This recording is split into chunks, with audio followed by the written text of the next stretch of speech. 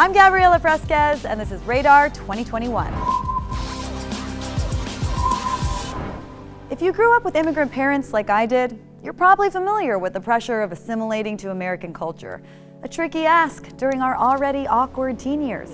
My Mexican mom might have forbade me from attending slumber parties, but tres leches cake and pan dulce on birthdays more than made up for it.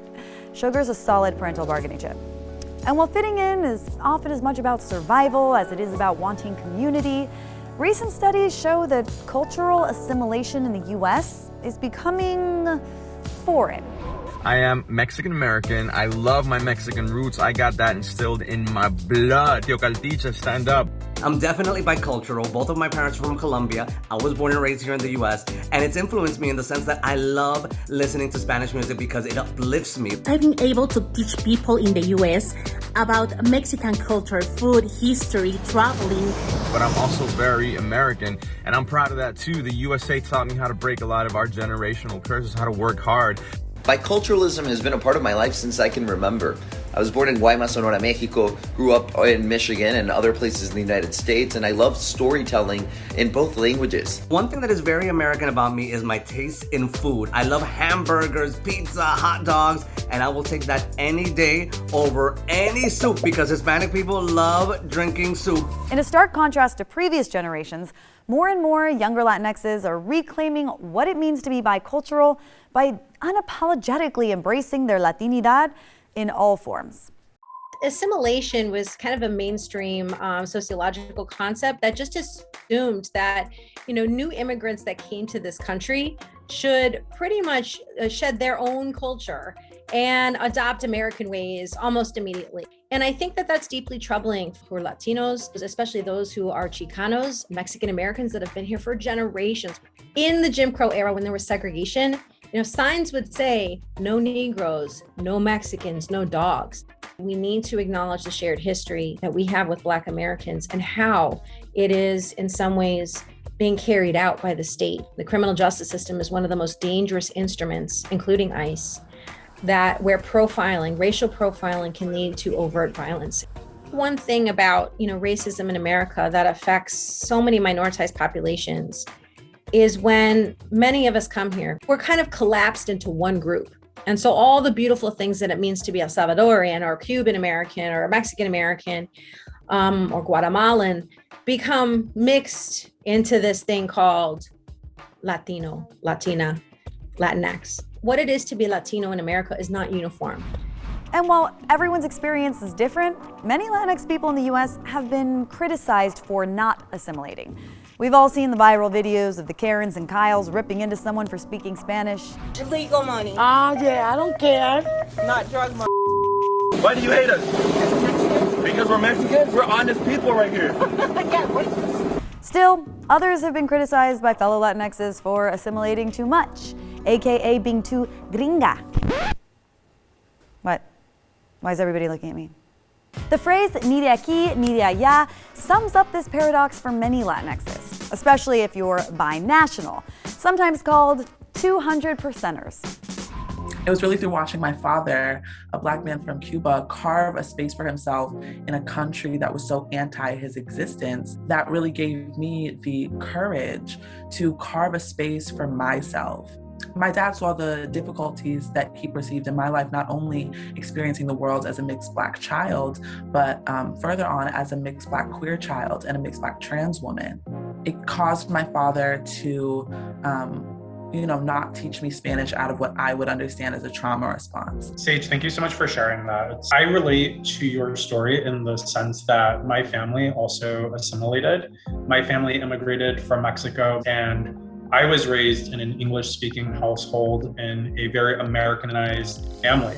My tias would tell me these horrible stories about getting jumped every week and all of the violence that they had to endure as immigrants, as Mexicans. And so it made sense to me that my father, my mother, and their siblings raised me and my cousins to be as American as possible, because any parent wants to protect their children, but it actually created a different kind of trauma for me because there's an inherent disconnect between me and my bloodline.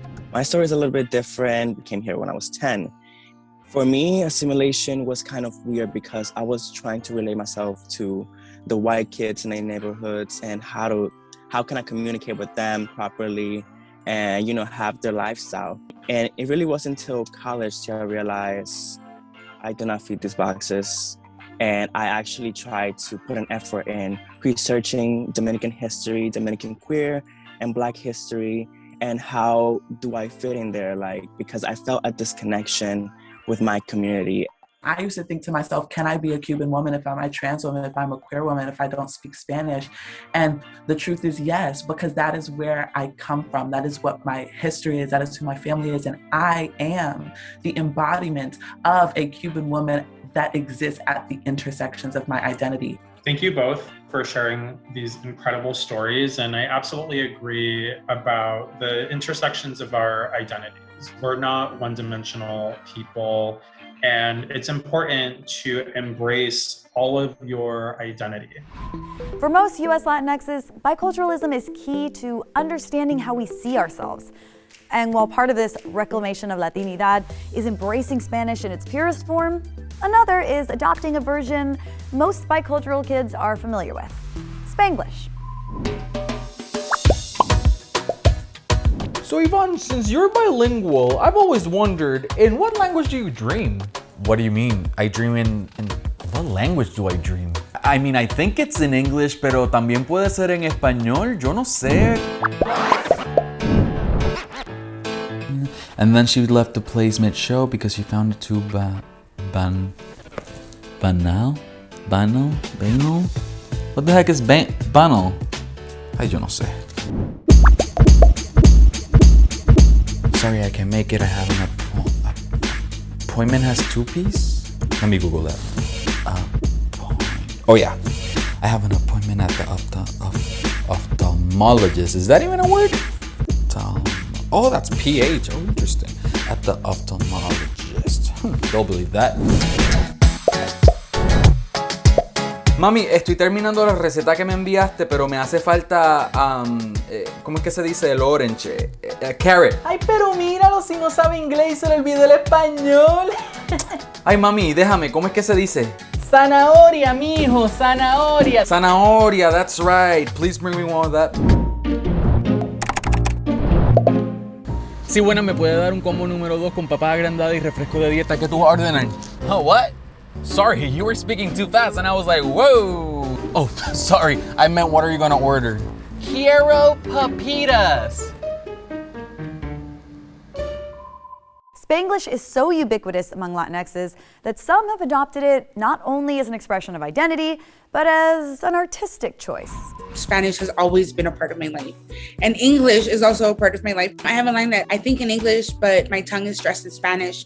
I'm always missing a word for something in the language. So once I started publishing my work, I made a conscious decision to always include Spanish so that no one can ever divide my languages from each other. And also that kind of almost like a bat signal for people who have similar stories to me. I always understood that El Salvador was home and LA was our second home. Growing up here, like all of my mom's siblings were here in the early 90s. We all lived in one building. I grew up very immersed in my culture and in understanding that I fully belong to 2 places. I use words that are particular to El Salvador. I'm in the business of reminding people of their humanity because I think the world takes that from us so much. And so what best way than in the same words that our parents loved us.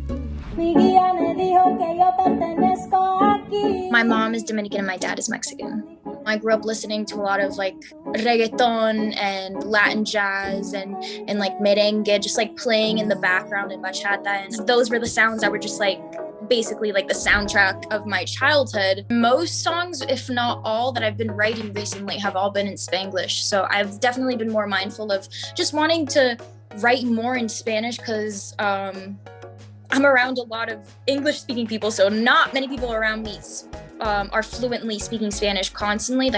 So I have made it my mission to actively improve my Spanish, and the best way for me to do that is to write music in Spanish. I want to represent the Latin community in a way where like I prove to people that we don't have to have a specific sound. I was told many times in the past that I wasn't able to like reach a broader audience. It feels so good to be able to just accomplish things that other people wouldn't even imagine possible. What we eat is another fundamental way Latinxes express cultural identity, and honoring traditional recipes and techniques is one of the most visible ways we connect to our roots here in the U.S. I've been running a food blog titled Chicano Eats since 2016, and last year my very first cookbook, Chicano Eats: Recipes from My Mexican-American Kitchen, was published. I spend a good chunk of the book diving into traditional recipes. Then I also spend half of the book diving into what I call Chicano Eats and infusing the traditional with non-traditional for things like my cilantro smash burgers, which is taking that really American concept and infusing cilantro and really fresh and bright spices. I have my dulce de leche choco flan. I have a champurrado chocolate sheet cake. It was really important for me to call it Chicano Eats because I never really felt like I was either, like full Mexican or like full American because I spoke Spanish. Once I really became comfortable with myself is when I was like, I'm Chicano, I'm part of both. Another way of capturing the nuance of our identity is in what we wear.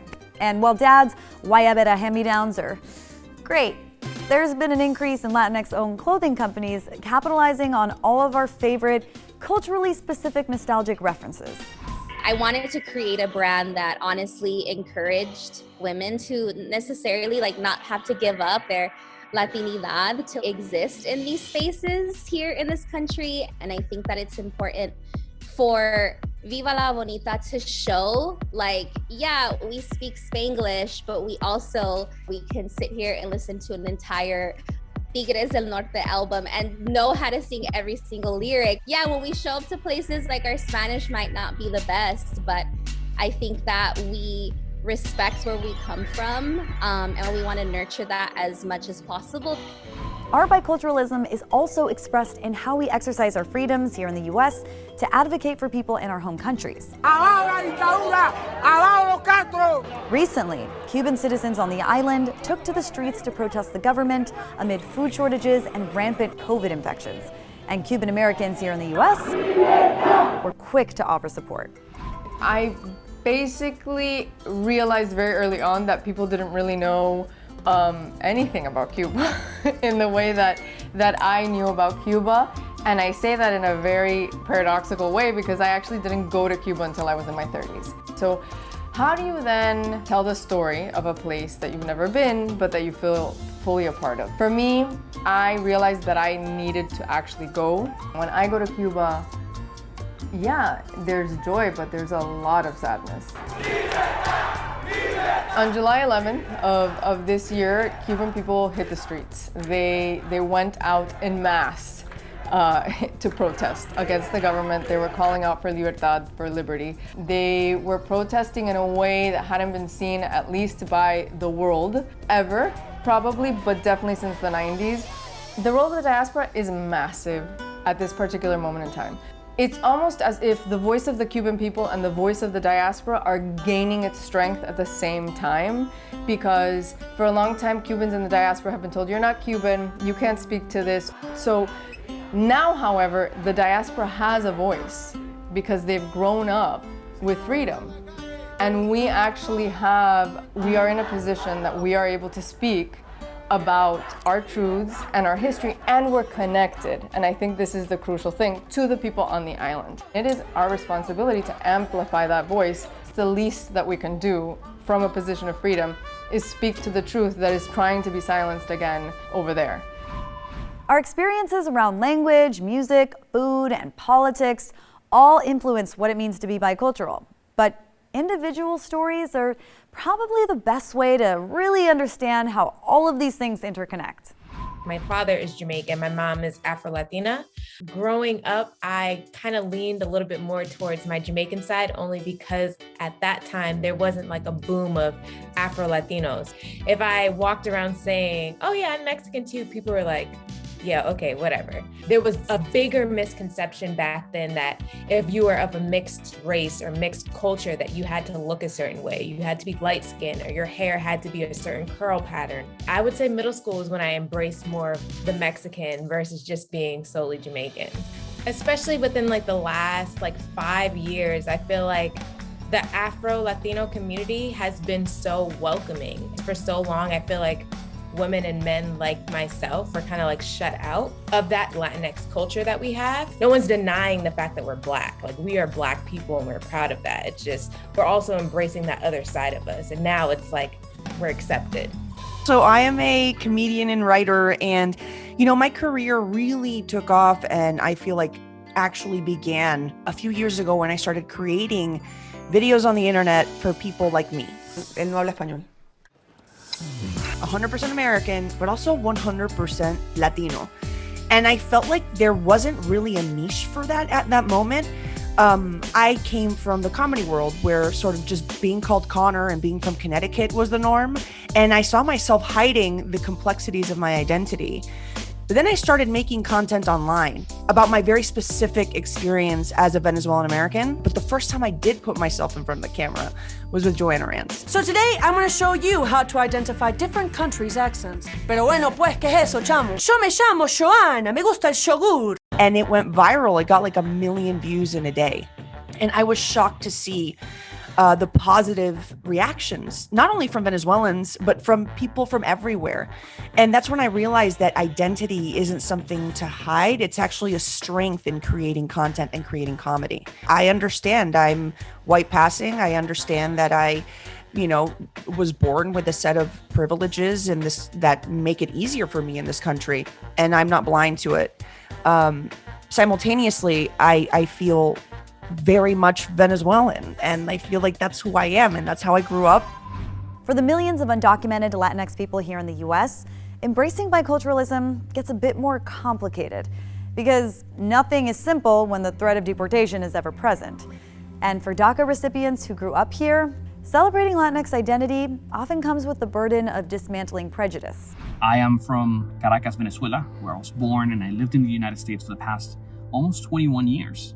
And I still hold on very much so to the traditions and culture and food, stories, from my culture passed down. Unfortunately, due to my immigration status, I have not been able to return to Venezuela. I do consider myself bicultural in a variety of different ways. I've grown up in the United States and consider myself Venezuelan American.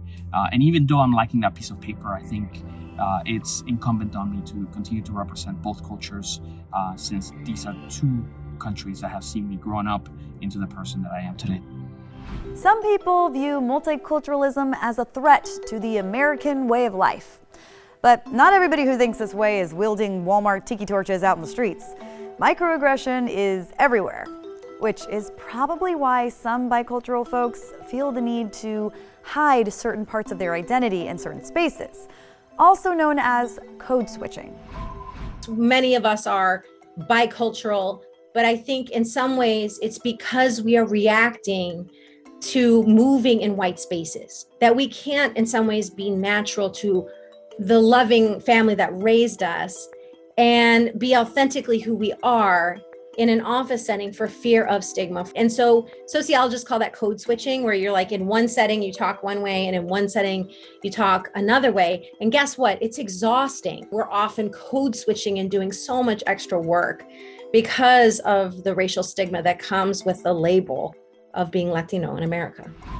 Another reality many Latinx people know well, serving as acting translator for family members.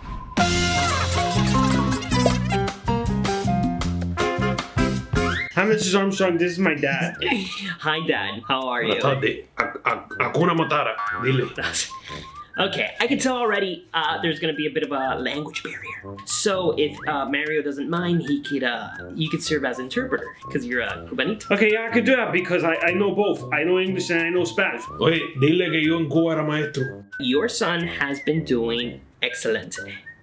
Oh, ella dice que son guapos. Fíjate, campeón. Este campeón, yo se lo dije. Que ella nunca ha tenido un estudiante como yo. Salvaje. little bit of trouble in math. Dice que la matemática la hago súper bien. Oye, estoy orgulloso de ti. Which is why I want to meet with parents because we're approaching, okay, midterms. Dice que ahora va a haber un test de término medio. ¿Qué es eso, chico? That reflects their overall grade in my class. Y que es importante porque es muchos grados para el término de medio. Yeah. I don't think I said everything you said. No entiendo ni papa lo que tú. However, Mario might be gifted. Gifted? Really? Yeah. What? Dice que ella cree que yo soy un regalo. ¿Cómo que un regalo? He says, what do you mean? He'll stay in my class. Because I teach gift. Ella dice que ella cree que yo soy un regalito para ella. También está rarita. Como que un regalo. I don't think he likes it. Olvídate de eso.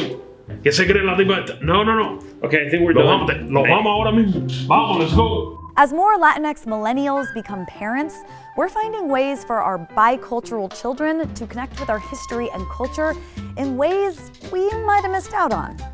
I also have a children's book that's being published next year, and it's about my grandfather and how I learned about my family's history while I learned to bake bread. He taught me how to bake bread. Baking bread is about waiting, so you hear all those stories in the waiting. There's also, I think, a great comfort in knowing the truth about your story. Today, there's no denying that bicultural Latinxes are influencing politics, entertainment, and culture on a massive scale. You need look no further than the hysteria over Bad Bunny tickets in the US to see that. Dude made Croc School. Respect. And while many of us were raised by immigrants that saw assimilation as key to survival, millennials and Gen Zers are reclaiming our roots and acknowledging the value of being authentically who we are in all our binational, bicultural, 200%er glory. I'm Gabriela Fresquez for Radar 2021.